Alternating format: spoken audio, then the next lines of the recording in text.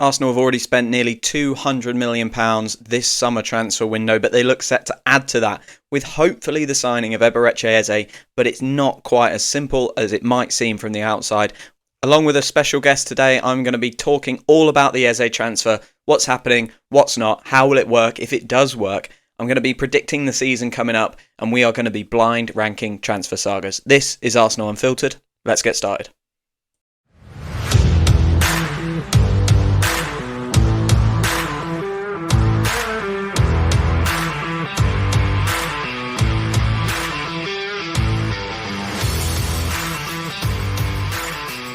Hello and welcome back to Arsenal Unfiltered, your 3 times a week dose of Arsenal coverage with me, your host Mark, wherever you are in the world. I hope you are well. As I said at the top, we are going to be joined by a special guest today, Rav from the Real Arsenal Deal podcast. Really excited to get into that. Before we get into that, obviously there's tons going on in the Arsenal sphere. William Saliba says he's hopeful he's going to sign a new contract soon and had a big smile on his face. We're waiting to see if we have a Victor Gyökeres debut today versus Spurs. All very exciting. There is news coming out all the time, and hopefully soon we will start to see a little bit more of what Arsenal will look like for the coming season as they start to return home. They play Spurs today. Will return home for friendlies against Villarreal and Athletic Club at the Emirates. So if you've got tickets for that, I hope you enjoy. There's tons going on. If you want to stay up to date with all of it, make sure you hit follow wherever you get your podcasts from. That will mean that you get 3 episodes from me every single week, completely free, straight into your podcast provider.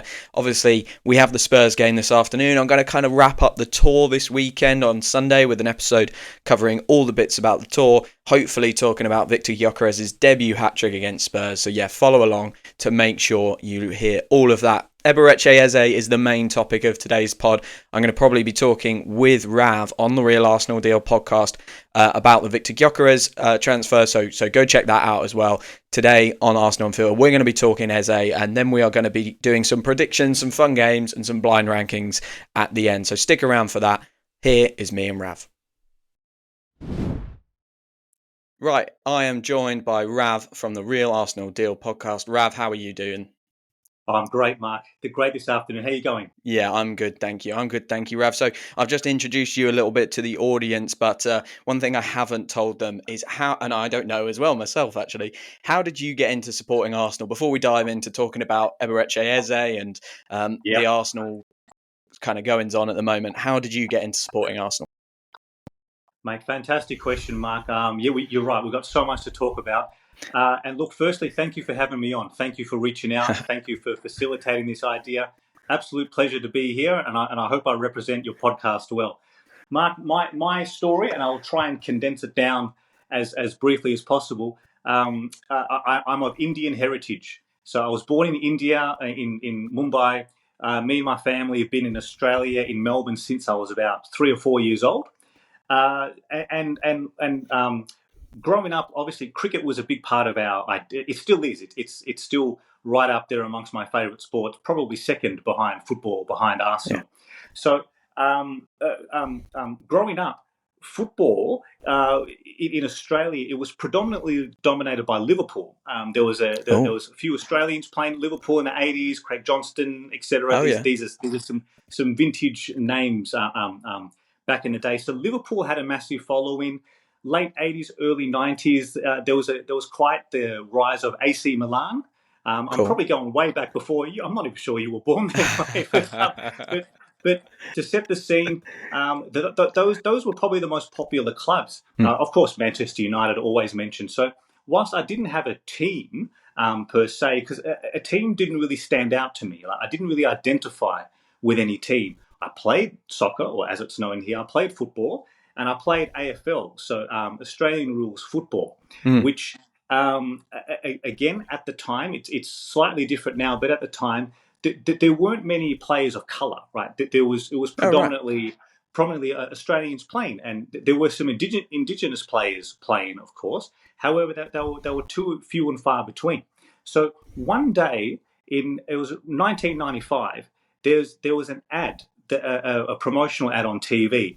The whole concept was, I'd like to see that. So what they did was, what the AFL did, they got elite sportsmen and sportswomen from globally from all different sports, players at the top of their respective games, to film a little segment of describing AFL, right, to promote the game, locally and broadly. And amongst them, I'm going somewhere with this, Mark. Amongst them was a gentleman by the name of Ian Wright. Oh, So wow. Ian Wright comes on screen, right? And he was one of the, I still remember the first time I saw it. I was about 14, 15 years of age. And I saw him. And I thought, this is one of the coolest looking dudes I've ever seen. And look, as I said, I'm of Indian heritage. So I'm not black.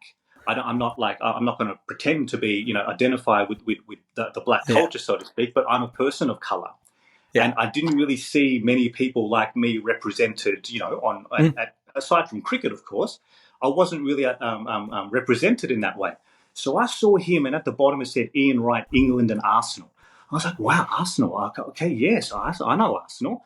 And from there, that kicked off. There was a snowball effect very, very quickly after that, Mark. So in looking into Arsenal, I very quickly realised that Arsenal are synonymous with players of colour, like an enormous black proud heritage. And I don't need to rattle off all the names. All of our viewers and listeners know who I'm referring to. Everyone from Michael Thomas, Rocky, Paul Davis. I don't mean to omit anyone, but what I'm saying is, the more and more I looked into this, the more it just became so normalised. Players of colour.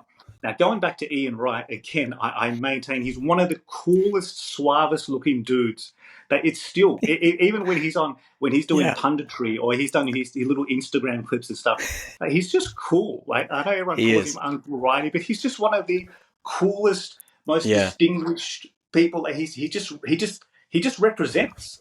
So through that, I fell in love with Arsenal, and I know it's a long-winded way of saying I'm trying to condense many years worth, I guess, of context into what that represented for me. To see someone like that, an ambassador of England, of Arsenal, being represented for his sport, for this global campaign, right? For the AFL, it was mind-blowing for me, mind-blowing.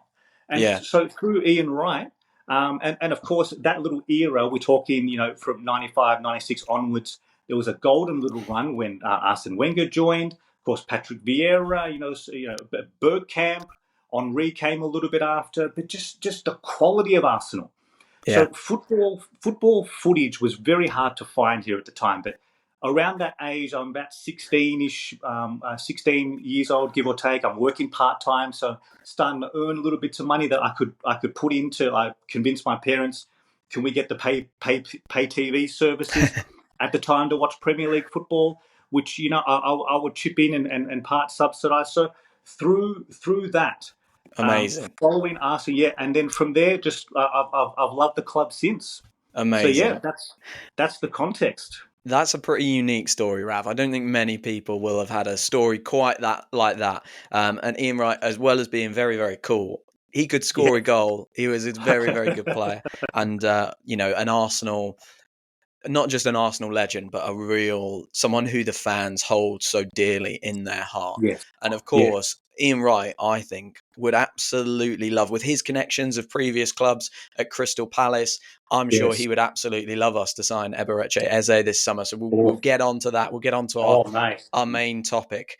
It seems like Eze, the transfer is going to be contingent on us selling players first. Yes. Arsenal don't want to pay the full £68 million release clause, and Palace maybe want 35 mil up front, according to Football London this morning. Apparently, the release clause might actually expire at the start of this Premier League season as well. There's lots and lots of talk. We're not sure right now.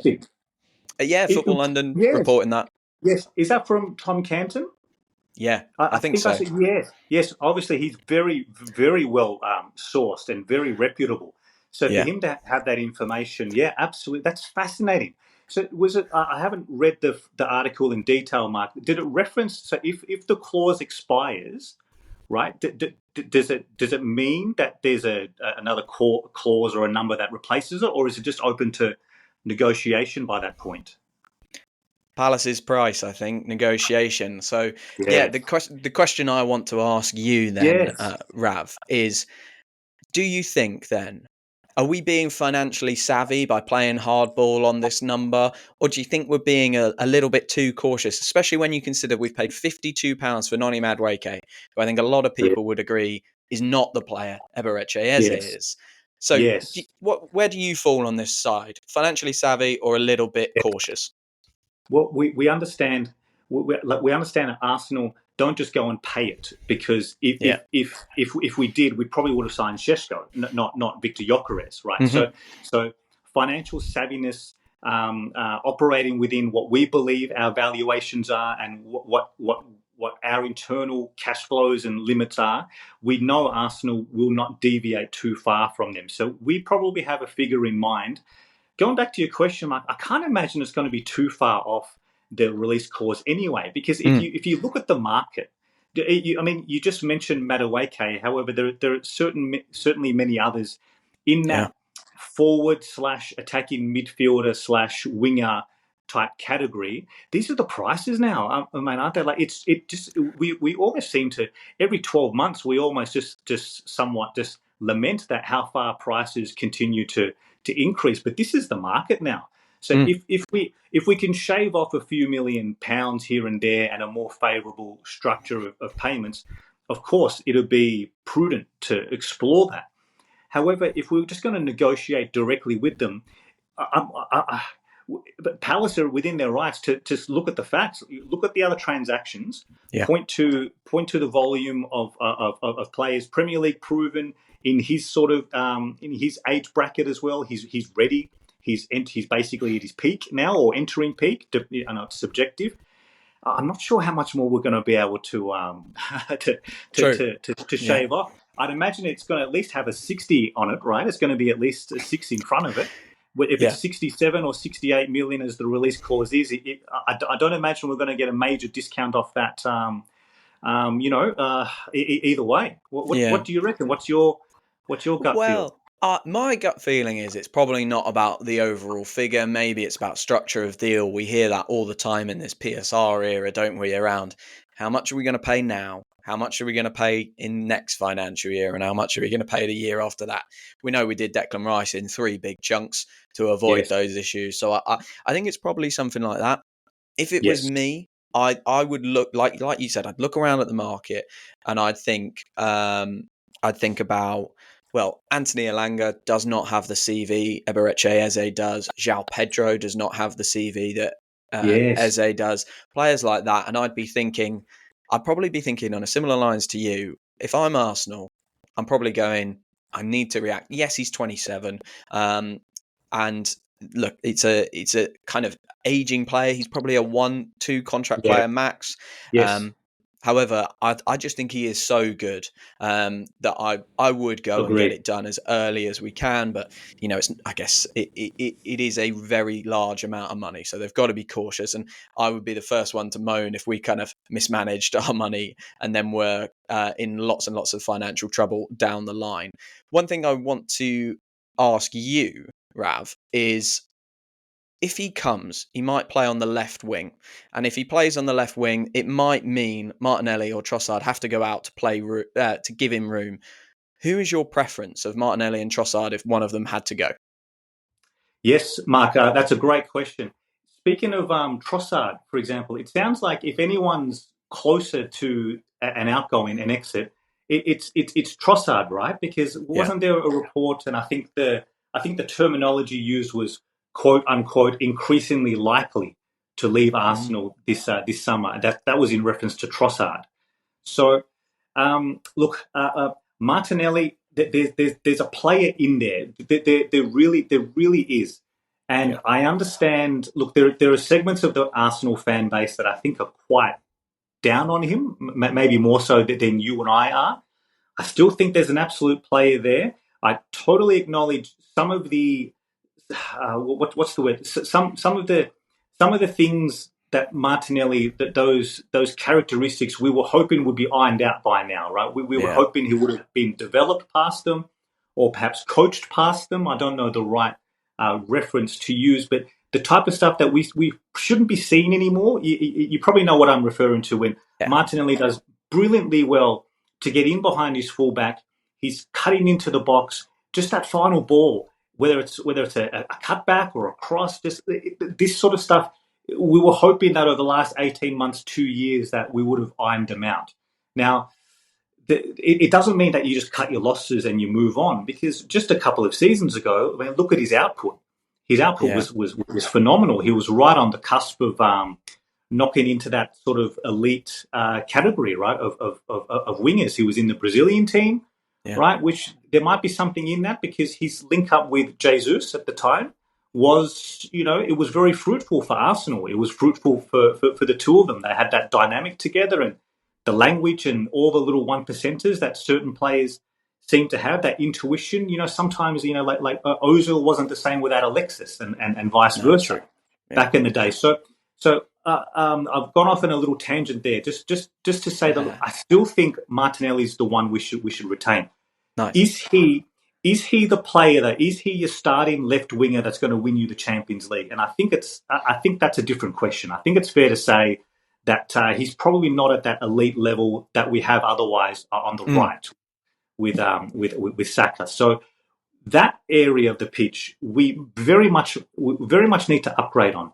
Now, if Trossard facilitates that, it's just a transaction that I think we should be doing. Trossard, he's been fantastic signing, right? He's also at an age where he does have value, right? And if he's looking at Arsenal's incoming business as well, and he's thinking that his pathway might be impacted, and he wants to seek an offer elsewhere, every now and then, this is what great teams do. We refresh, we renew, you buy well, and you sell well, and you facilitate that with like minimal disruption into the squad. So I think if there's a good offer for Trossard, I don't know which clubs are mentioned, because it was pretty vague. It was something like some Premier League clubs are interested in him. I've heard 2 Premier League clubs, and Saudi were in for him. I know that, but I'm not sure if they still are. Yeah, interesting. 2 Premier League clubs, even better. Apparently. Even better, Mark, because, mate, one thing we've been that we've missed out on the last few years is also selling within the Premier League. We know, and when we have, we've done really well. There's been Joe Willock, there's been Oxlade-Chamberlain. I know I'm going back a few years now, and Iwobi around that same time. So when Smith Rowe, of course, Nketiah, Ramsdale, like in the last summer window.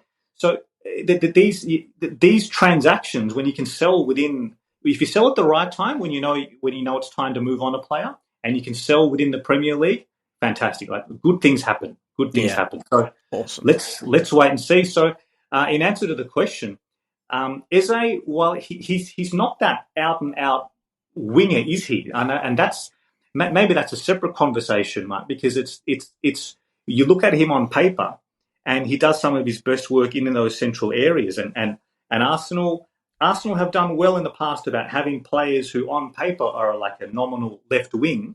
There was a time where Aubameyang was on the left wing, but he would play in that internal corridor, and he did brilliantly well. So it's interesting.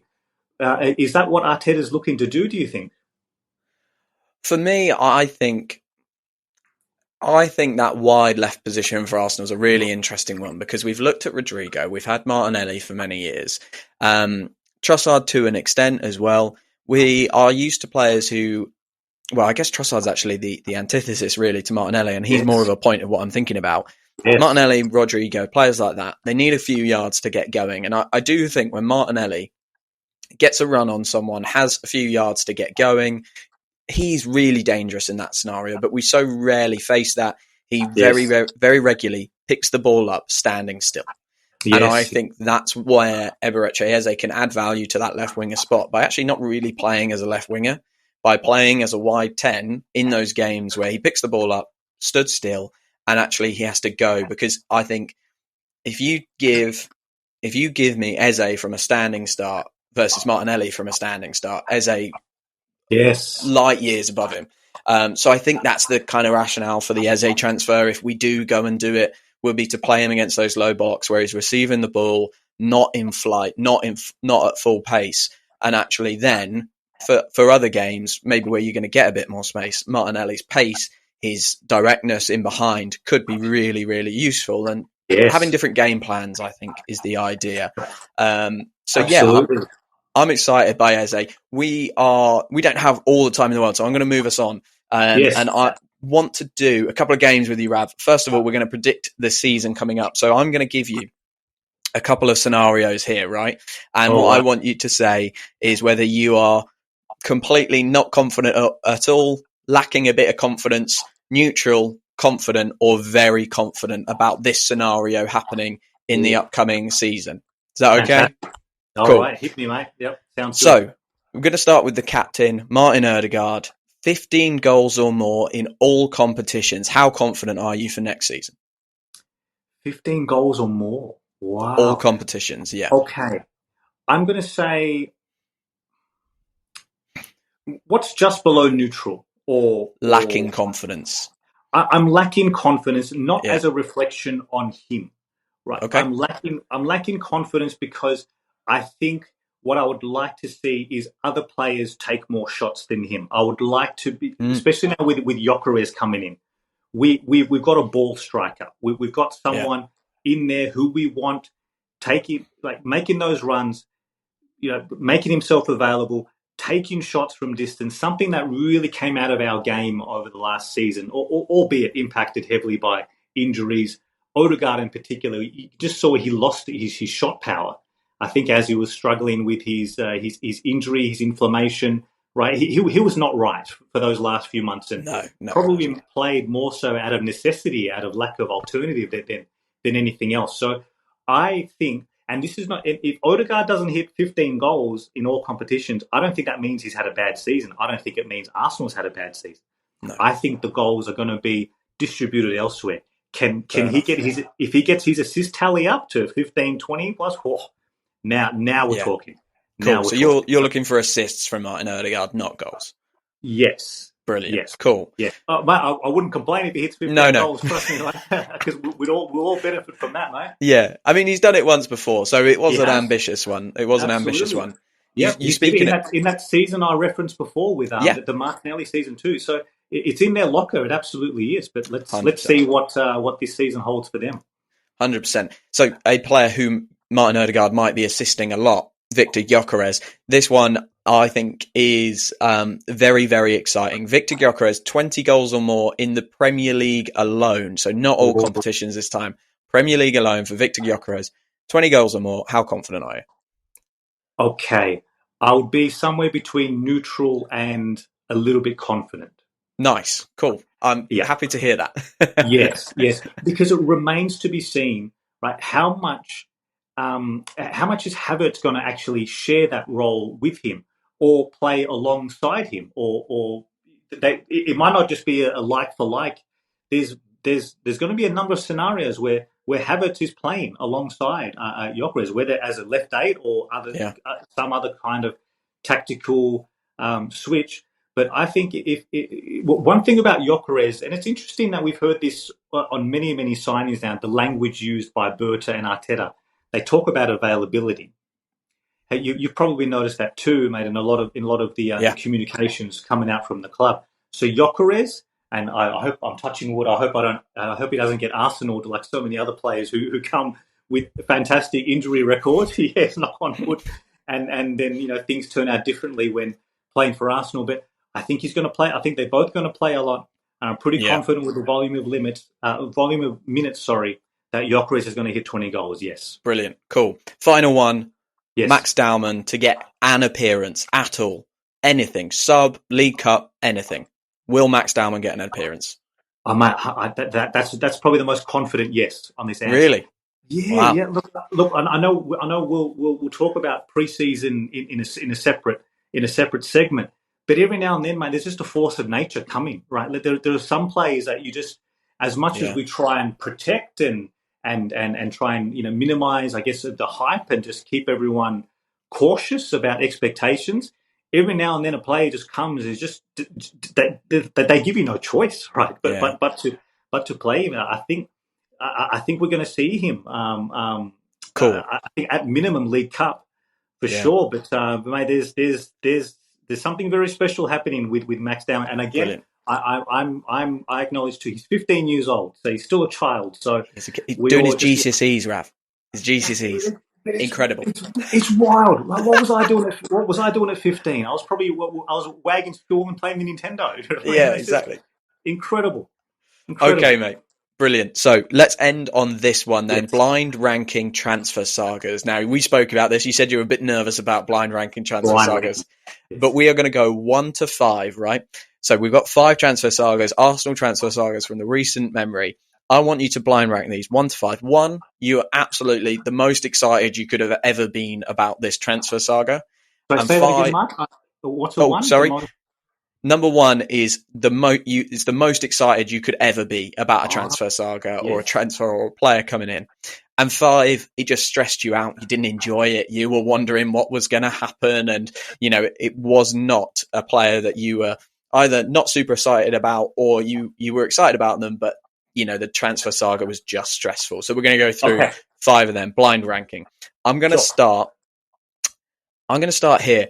Nicolas Pepe versus Wilfried Zaha in that summer, when we obviously ended up with Nicolas Pepe. 1 to 5, 1 you enjoyed the most, 5 it just stressed you out and you weren't that excited about it. I was probably around a 4. 4. I wasn't feeling it. So I wasn't feeling it so much. When we ended up with Pepe, Zaha, I was quite excited about. I was probably between a 1 or a 2. I mean, look, and as it turned out, mate, he was the one. He was the one Emery wanted. He wanted it. Yeah, he wanted a player on the left who cuts in on his right, and the club at the time. He didn't get that. That's what they facilitated at the time. So very unfortunate. It happened that way. Okay, one who is currently in the squad, Declan Rice. The saga versus will Arsenal get him? Will City get him? That summer, Declan Rice, 1 to 5. How are you feeling? It was a 1. I was very, very excited for that. I know very late in the piece there was the whole Man City piece, that whole element. I think with the benefit of age as well, Mark, I'm 45 next week. That reactionary emotional element as things are happening live and the swaying of things day by day, just maybe the oversaturation of news and information. I know it can really impact people, like thinking, one day it's on, one day it's off. I was largely insulated from that. So I could actually enjoy it. I could actually enjoy with a high degree of confidence that he was going to end up at Arsenal. There just seemed to be, it was just too much work was done behind the scenes. I think the clubs were too far advanced, courted him for a long, long time.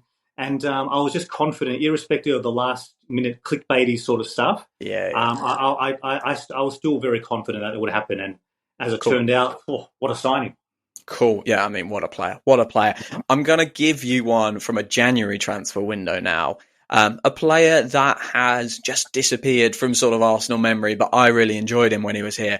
Andre Arshavin, Arsene Wenger's, long-term project, and he came in and had that famous appearance at Anfield. Where would you rank him? You've already used 1 and 4, so you've got 2, 3, and 5 left. Yes. Okay. So I would put him at 2. 2. Wow. Yeah. It was really, really. That one went so late, didn't it? It seemed to go so late into the transfer. Was it deadline day? It deadline, might actually have been. Yes. We probably shouldn't have left it that long, to be honest, because it just seemed to be.